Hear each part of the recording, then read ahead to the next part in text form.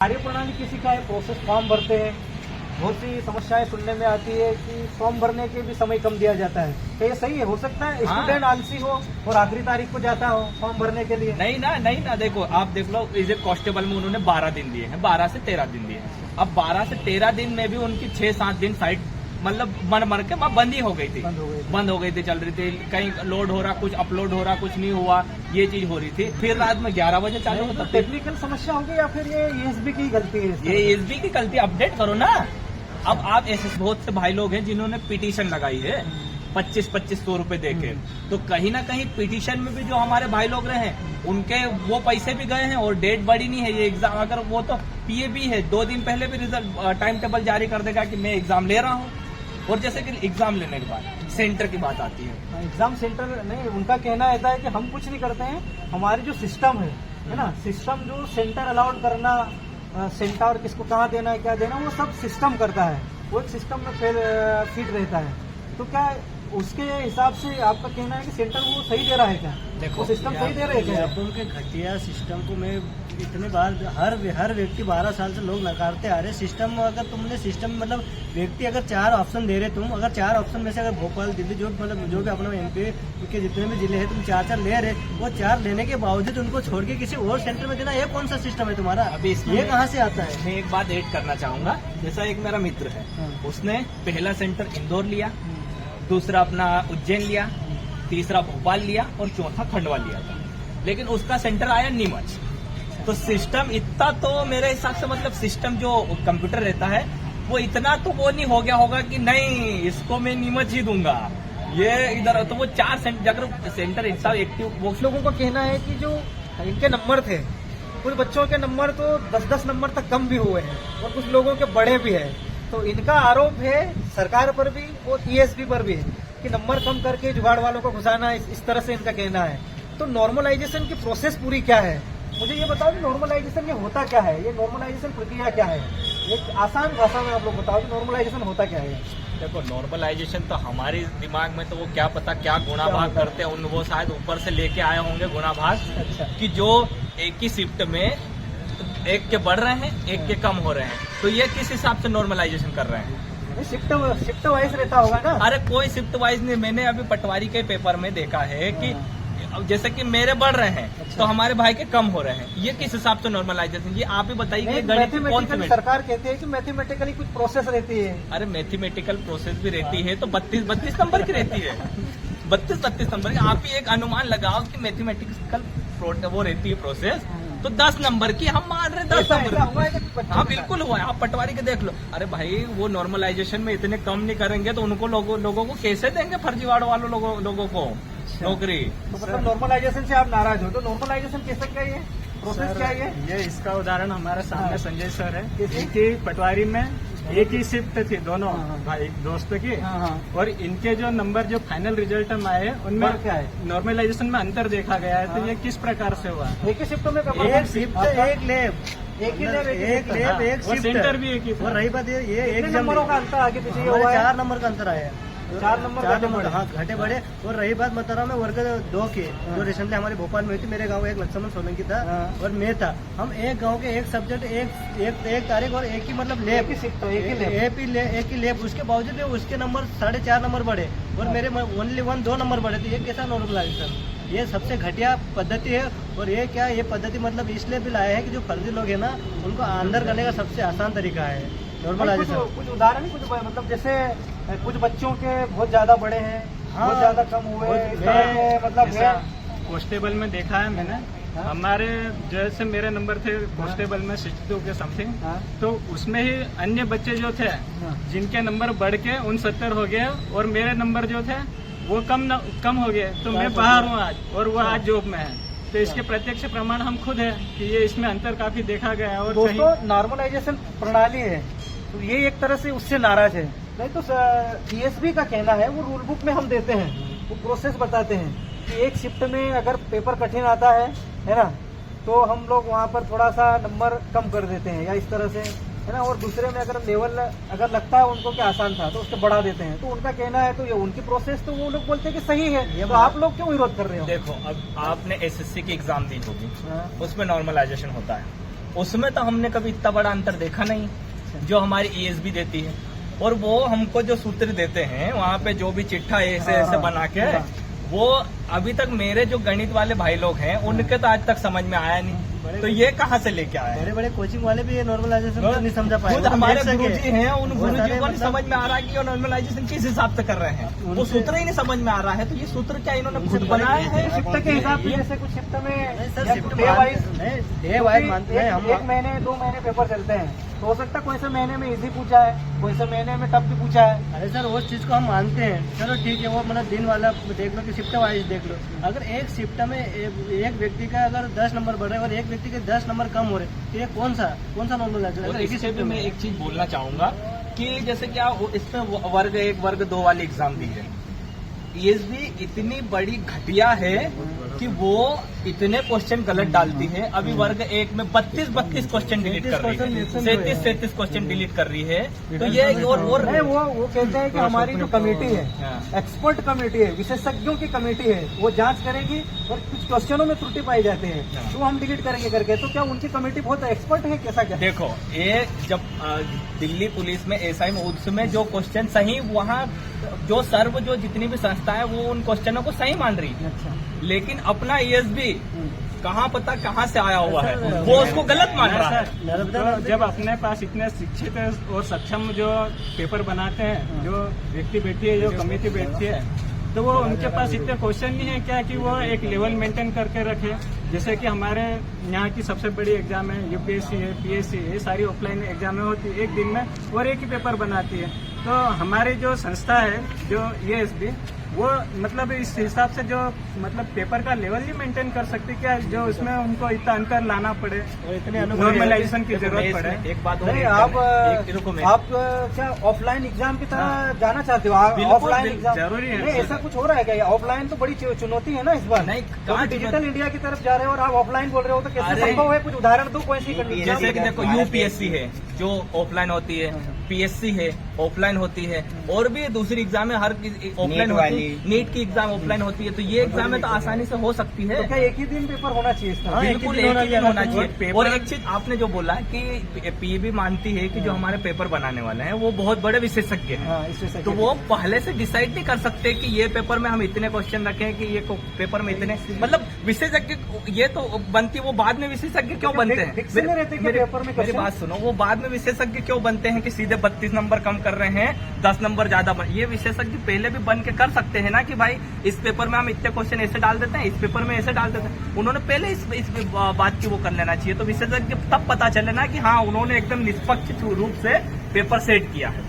हम कैसे मान लें? उनका कहना है कि हमारी जो एजेंसी है जो एग्जाम कंडक्ट करवाते हैं वो पूरी तरह से पारदर्शी है, किसी का भी हस्तक्षेप नहीं है यहाँ पर। तो क्या आपको लगता है कि किसी का हस्तक्षेप हो सकता है इसमें? बहुत लोगों का हस्तक्षेप है। हम तो सोच रहे पटवारी में जो 5000 पद, जो 10,000 पद है, 5000 पूरे गए हुए हैं।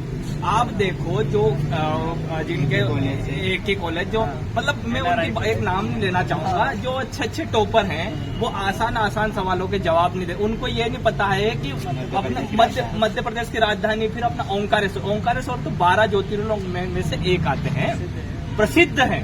एक अगर किसी मेरे गांव में किसी अनपढ़ को भी मैं जाके पूछ लूंगा नहीं कि भैया ओंकारेश्वर कहाँ पे है, तो बता देगा। अब वो इतने ज्ञाता टॉपर बन गए हैं, उनको ये जानकारी नहीं होगी, या फिर उनको ये नहीं पता होगा कि जो हरदा जिला है वो कितने संभाग हैं, या फिर नर्मदा नदी, मतलब जो पूछे अपने मध्य प्रदेश में कितने जिले हैं, ये भी तो पता होना चाहिए ना। नहीं, वो तैयारी उस लेवल की होगी उन्होंने तैयारी, हो सकता है एग्जाम के कुछ दिन बाद भूल भी गए हो। अरे ये कौन से, ये तो एक नॉर्मलाइजेशन का काम ही खत्म हो जाएगा। और एक घटिया पद्धति पता नहीं कौन सा सिस्टम लगा रहे हैं और कौन सा नॉर्मलाइजेशन, ये ना तो आज समझ में आया ना आज आगे किसी को समझ में आएगा, क्योंकि ये सबसे बड़ा फर्जीवाड़ा करने का तरीका है।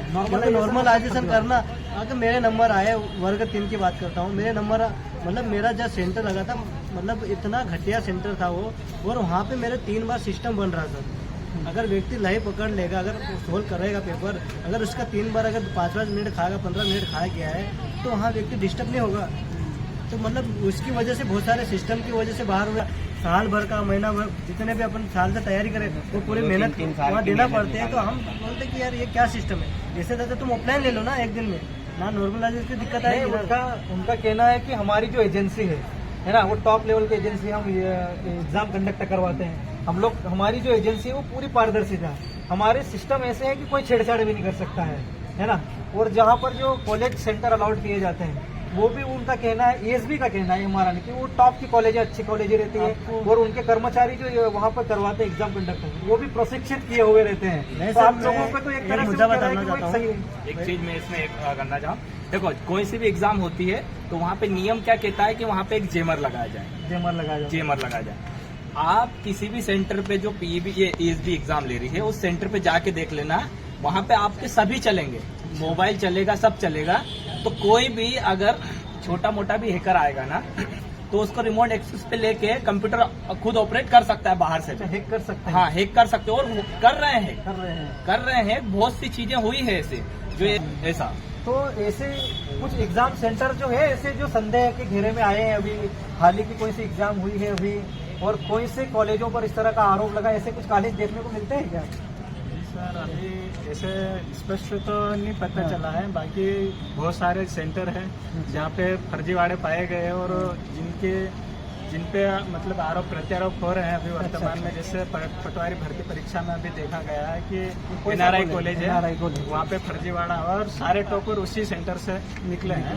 तो कहीं ना कहीं ये संदेह प्रकट करता है कि जो सेंटर अलॉट हो रहे हैं इसमें कहीं ना कहीं ये जो है सिस्टम में कई गड़बड़ी वाले जो लोग हैं ये कहीं ना कहीं वहाँ पे फ्रॉड कर रहे हैं और ये सिस्टम में जुड़े हुए हैं। तो क्या ऐसा भी हो सकता है कि कॉलेज में सेंटर अलॉट किया है ना, तो जो जुगाड़ से अपनी पसंद का भी सेंटर वो लोग ले सकते हैं क्या इस तरह से, और बाहर से ऑपरेट किया जा सकता है?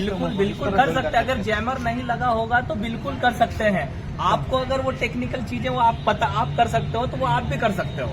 बस उसमें थोड़ा सा आपका एक व्यापम में आदमी होना चाहिए कि जो आपको थोड़ा सा नॉलेज दे दे कि क्या क्या चीजें हैं, क्योंकि उसमें बहुत सारी चीजें लगती हैं। सर वर्ग 3 में जो हमारी एग्जाम हुई थी उस समय पेपर लीक हुआ था, आपको कभी सुनने में आया? पेपर लीक हुआ था। पेपर आया कहाँ? मतलब पेपर पूरा पेपर ही लीक हो गया। वो बंदा मोबाइल से टिप रहा, वो सब वीडियो वायरल हुआ। किसी विधायक की वो कॉलेज थे, पता नहीं कौन है, पर हम नाम नहीं लेना चाहते। पर मतलब जब पेपर आ गया, सब कुछ आ गया, प्रूफ मिल गया, उसके बावजूद उस एग्जाम को रफा दफा कर दिया। उसका केस चल रहा है। कहना है कि हम लोग SIT गठित करेंगे, जांच कमेटी गठित करेंगे और हम जांच करवाएंगे। एक ये पटवारी वाला जो मुद्दा है, मुख्यमंत्री जी ने बोला था कि इस पे 1 तारीख को हम 1 अगस्त को इसका जो भी हो निराकरण निकालेंगे। 31 अगस्त तक। हाँ, 31 अगस्त तक हो रही। आज कितनी तारीख हो गई है? 6 तारीख। अभी तक कोई ऐसा पटवारी में कोई आया नहीं कि भैया ये हमने पकड़ा है इन लोगों को कि ये लोग आए हैं हमारे संज्ञान में, या ऐसा भी कुछ भी। उन्होंने बोल दिया है घोषणावीरों से, तो क्या आप घोषणावीर ही होते हैं?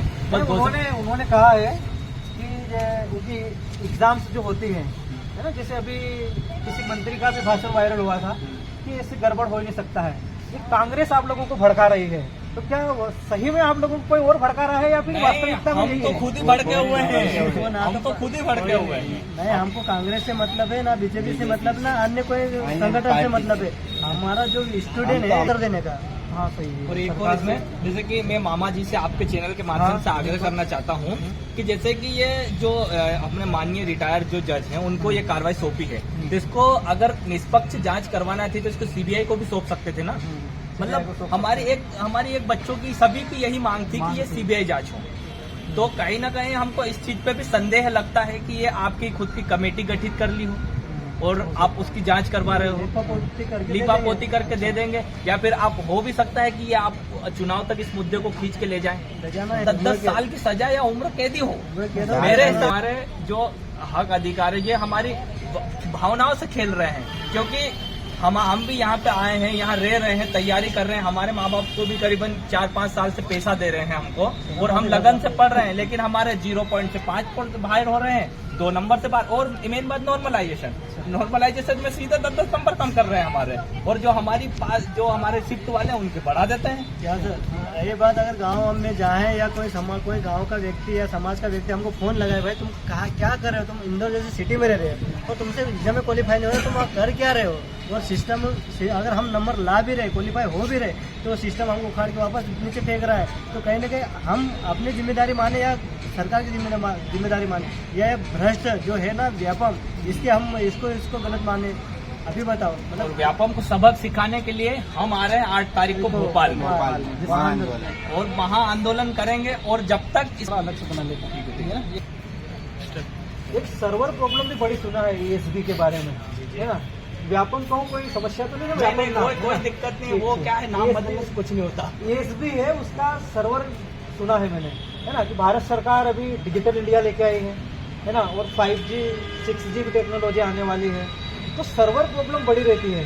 ठीक है, सर्वर प्रॉब्लम ज्यादा बच्चे हैं इस वजह से तो नहीं समस्या आती, ज्यादा बच्चे फॉर्म एक साथ भरने लग जाते हैं। मेरा एक ये कहना पड़ रहा है कि सोशल मीडिया आप चलाते हो, सभी लोग चलाते हैं। सोशल मीडिया में इंस्टाग्राम हो गया, फेसबुक हो गया, ट्विटर हो गया, समझते जितने भी है मतलब टेक्निकल चीज़ें जो अपन ऑनलाइन चलाते हैं, उनमें कभी तो रुकता है नहीं, कभी वहाँ सर्वर की प्रॉब्लम नहीं आती। और ये जब ESB इसमें सर्वर की दिक्कत आ रही है, अभी 5G हो रहा है, और 5G कितने धनाधन बोलते हैं कि बेधनाधन चलता है, उसके बाद सर्वर होंगे मेरे हिसाब नहीं, से। एक समस्या और ये सुनने में आई कि जो बच्चा एग्जाम सेंटर हॉल में बैठा रहता है, तो ऑन स्क्रीन पे नंबर वहाँ पे उसके कुछ और बताते हैं, और जैसे ही रिजल्ट आता है वहाँ पर ऑन स्क्रीन नंबर नहीं बताया जाता है, कुछ नंबर बताए जाते हैं और फिर नॉर्मलाइजेशन के भी अलग बताए जाते हैं। तो वहाँ पे अलग नंबर बताए जाते हैं। कुछ बच्चों के साथ ऐसा हुआ, अच्छा होता हुआ है ना, मेरे एग्जाम साथ से हुआ है, पहले ऐसा नहीं होता था। सभी के साथ ऐसा नहीं, पहले ऐसा नहीं होता था, पर नहीं अभी जब रिसेंटली अभी इस ईयर में जितने भी एग्जाम हुए ना, उसमें अगर नंबर अपन वहाँ देख के आए कि मेरे 75 आए, तो उसको 75 का जगह या तो 70 बताएगा, फिर 70 के बाद नॉर्मलाइजेशन होगा। अच्छा, उसके बाद फिर हाँ, नॉर्मलाइजेशन। तो ये पद्धति ना आज तक समझ में आए ना किसी को समझ में आएगी, पता नहीं क्या है। इससे सीधा